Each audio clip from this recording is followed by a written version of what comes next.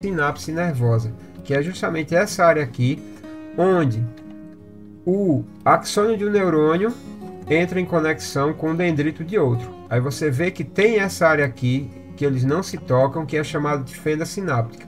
Então a passagem do... Olá pessoal, sejam bem-vindos ao Ciências Curto e Grosso. Eu sou o professor Augusto Mota e na nossa videoaula de hoje nós iremos falar sobre o neurônio, ok? Se esse assunto te interessa, permaneça conosco e vamos à vinheta. Então pessoal, continuando a nossa série sobre o sistema nervoso, hoje vamos falar aqui sobre a questão do neurônio, ok? E basicamente o neurônio ele vai ser composto por três partes. Essa parte aqui que parece uns galhos são chamadas de dendritos, né? Que é por onde o impulso nervoso ele chega. Nessa área aqui eu tenho o corpo celular do neurônio, onde ficam as organelas, o núcleo, né? Nessa área aqui.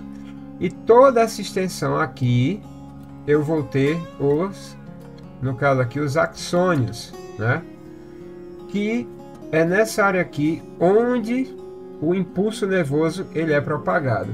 Então, basicamente, o neurônio ele vai ser formado pelos dendritos, corpo celular, né, e axônios.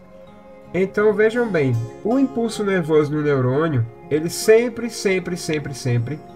vai chegar pelo dendrito, passa pelo corpo celular e desce pelo axônio. Sempre. Por isso, pessoal, nós temos vários tipos de nervos, né?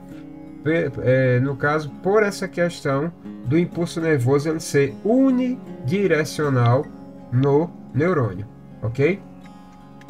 Então, continuando, dentre os componentes, nós vamos ter, como eu falei para vocês, ó, o impulso nervoso, como eu falei, ele sempre parte do dendrito para o axônio, né, ó, dendrito para o axônio, isso passando também pelo corpo celular, né?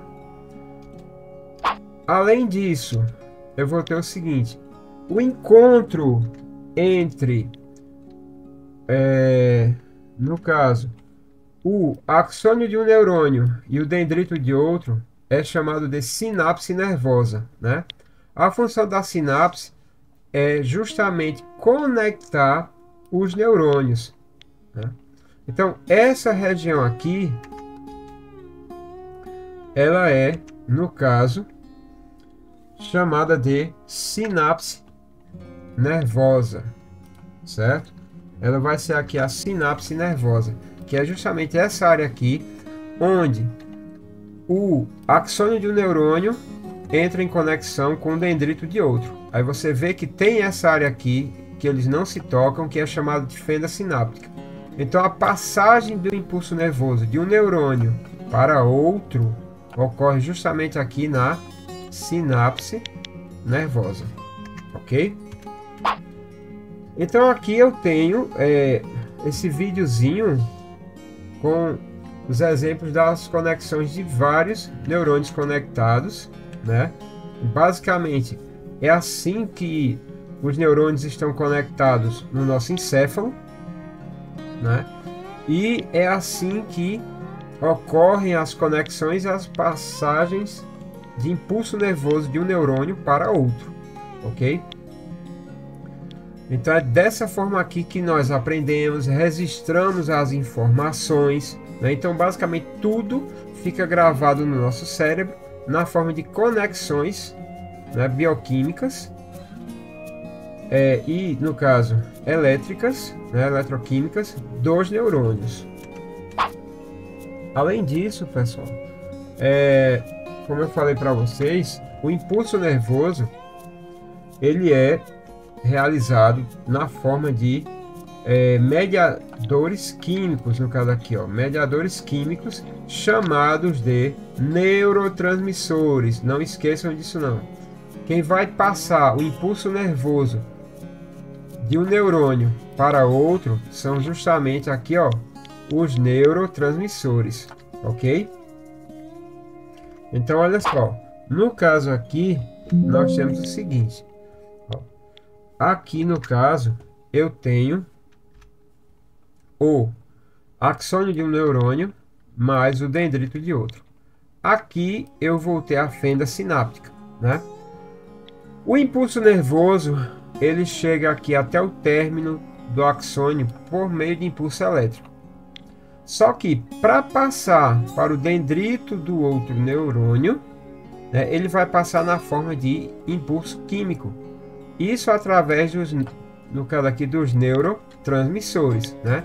Então aqui na fenda sináptica, ele vai passar de um neurônio para outro através de mediadores químicos que são os neurotransmissores, ok? Lembrando também, pessoal, como eu falei antes, no caso aqui a fenda sináptica ela é o local de passagem dos neurotransmissores. E, no caso, é justamente aqui que, nessa área aqui, na fenda sináptica, que as drogas, no caso, elas irão atuar, certo? Aumentando, tipo, no caso, quando você se droga, ela aumenta a quantidade de neurotransmissores, né? Dá aquela sensação de prazer, só que depois os neurotransmissores não normalizam, né? Eles vão diminuindo, ao invés de se manterem constantes, e aí vem a questão da depressão, dentre outros problemas. E isso nós iremos abordar lá na frente, em uma nova série só sobre drogas aqui no canal, ok? Mas continuando, então aqui você tem a fenda sináptica, né? Então é aqui que vai ocorrer a passagem dos neurotransmissores de um neurônio para outro, né? Então aqui eu tenho impulso elétrico e aqui impulso químico, certo? Outro detalhe, no caso, os neurotransmissores eles vão transmitir o impulso elétrico, né, por substâncias químicas, como eu falei aqui. Então aqui, olha só, no caso, eu tenho aqui impulso elétrico. Então as vesículas, elas vêm aqui no axônio, liberam os neurotransmissores. Esses neurotransmissores ativam os receptores do dendrito, no caso, do outro neurônio, né? E aí com esses neurotransmissores, esses receptores ativados, o impulso elétrico ele é passado de um neurônio para outro. Ok? Então aqui eu vou ter o axônio, né? A membrana lá do corpo celular, eu tenho aqui os receptores. Então as vesículas aqui, elas vão liberar os neurotransmissores, né? No caso aqui, na bomba de recaptação, certo? Isso recebendo energia da mitocôndria, né? Então as vesículas liberam os neurotransmissores, eles chegam nos receptores, ativam esses receptores e aí o impulso ele passa de um neurônio para outro. Lembrando que isso é em milésimos de segundo, né, pessoal? Muito rápido isso aqui. Ainda continuando, no caso, vejam bem uma observação. Uma criança, ela já nasce com todos os seus neurônios formados. Então, professor, qual é, no caso, a diferença entre o cérebro de uma criança para o cérebro de um adulto? Justamente o número de conexões nervosas formadas, que o adulto tem mais, porque ele tem mais experiência, estudou por mais tempo. O cérebro já realizou mais atividade que o cérebro de uma criança. Então, à medida que a pessoa vai crescendo, ela vai formando, no caso aqui, conexões nervosas, né? Novas conexões, e essa é a grande diferença entre o cérebro de um adulto e o cérebro de uma criança, ok? Além disso, como é que se diz? O desenvolvimento, como eu já falei, ele vai aumentar o número de conexões nervosas no cérebro da criança. Então, quanto mais você estuda, mais conexões você cria. E existe algumas coisas que dizem que, tipo, estudar uma nova língua, né, tipo inglês, é uma coisa que mais cria conexões nervosas, ok? E no caso aqui eu vou ter também, olha só, além dos neurônios, eu vou ter as células da glia ou células gliais, também chamadas de oligodendrócitos, né? Responsáveis pela nutrição e proteção dos neurônios. Olha só, aqui eu tenho as células gliais, né? Os oligodendrócitos, que eles vão tanto nutrir como proteger os neurônios, certo? Também criar bainha de mielina, dentre outros. E no caso, pessoal, os oligodendrócitos, segundo alguns estudos, nas doenças degenerativas, são eles que são responsáveis por destruir os neurônios. Eles começam a entender os neurônios como agentes agressores, né, em algumas doenças degenerativas. Também, no caso aqui, a bainha de mielina, ela serve como se o axônio ele fosse um fio elétrico, e a bainha de mielina ela serve como isolante, né, para aumentar a velocidade do impulso nervoso. Certo, pessoal? Então, olha só o detalhe aqui, veja bem. Aqui eu tenho o axônio, né? Então você vê que o axônio é todo revestido por bainhas de mielina. Para que isso?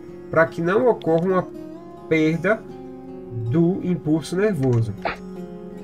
E o impulso nervoso ele se propague mais rápido. Só que não é em toda a extensão, né? Aqui você tem essa estrutura aqui, que não tem bainha de mielina, e ela serve para que basicamente o impulso nervoso ele dê saltos, né? E esses saltos tornem a propagação do impulso nervoso mais rápida. Ok, pessoal? E aí, veja bem, esses locais onde não tem a bainha de mielina são chamados de nódulos de Ranvier. E a função dele é com que o impulso nervoso ele salte e aumente a velocidade do impulso nervoso através do salto, tá? No nódulo de Ranvier, né? Então aqui, ó, eu tenho as regiões que não tem, né? São os nódulos. Então é basicamente como o impulso nervoso ele salta e assim é mais rápido. Se não tivesse a bainha de mielina, o impulso nervoso ele teria que propagar-se por todo o axônio, e aí a velocidade seria bem maior. Então aqui, olha só, com a bainha de mielina, a velocidade no axônio ela é de aproximadamente 400 km por hora, né? Sem a bainha de mielina, a velocidade seria 4 km por hora, no caso, 100 vezes menos, ok? Então, só uma curiosidade sobre a bainha de mielina, né? Então, no caso, a bainha de mielina, para nós encerrarmos a nossa aula, ela é produzida pelas células de Schwann, né? Você tem aqui, ó, a bainha de mielina, o axônio. Então, a célula de Schwann é ela quem vai produzir a bainha de mielina, da proteção, revestir e isolar o impulso nervoso no axônio. Ok, pessoal? Então, no caso, é essa célula que é responsável. No caso aqui, a célula de Schwann, né? Ela reveste o neurônio, produz a bainha de mielina e é ela quem é responsável por essa produção. Ok? Então era isso, pessoal, que eu tinha para falar para vocês. Espero que vocês, se você gostou, deixe aí seu like, comente, que isso ajuda o nosso trabalho pra caramba. Nos veremos na nossa próxima videoaula. Forte abraço, fiquem com Deus e fui!